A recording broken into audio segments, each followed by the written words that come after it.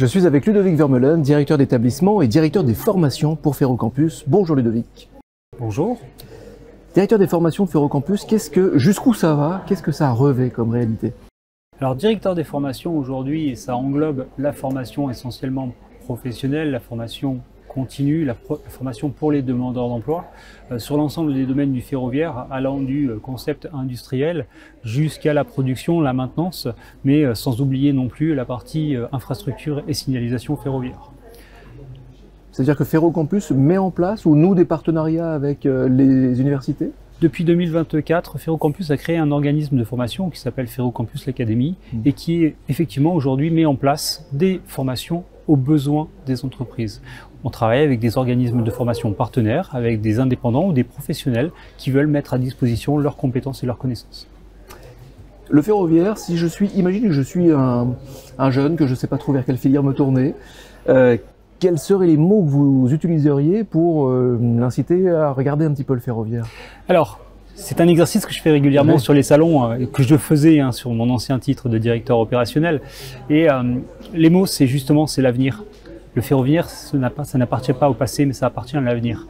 Pour moi, c'est une filière où il y a énormément de choses à développer, énormément de technologies. Lorsqu'on veut travailler dans des bureaux d'études, lorsqu'on veut travailler sur du matériel qui est en plein développement, pour moi, c'est le milieu ferroviaire qui présente les plus grandes caractéristiques de développement.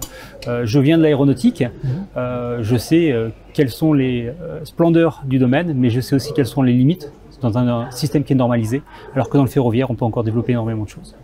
Le ferroviaire, du coup, il faut changer l'image du ferroviaire, et c'est ce que vous faites ici avec Ferrocampus. Mais c'est l'objet de travailler à la fois sur de la formation, sur de l'industrialisation, sur de la recherche, sur de l'innovation.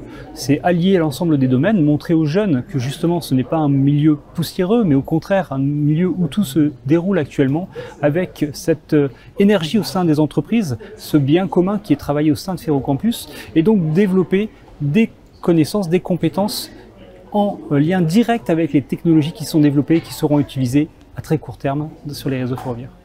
Bon, un dernier mot, un mot peut-être un petit peu plus personnel. Nous sommes le 23 mai 2025 et nous venons d'inaugurer le showroom ici à Saintes, le showroom de Ferrocampus. C'est l'aboutissement et en même temps c'est le début d'une autre histoire ici pour Ferrocampus et pour vous.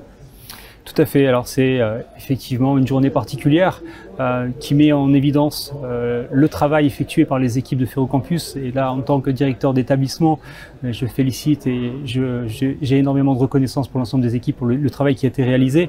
Ce sont de très beaux projets avec énormément de partenaires et donc énormément de complexité.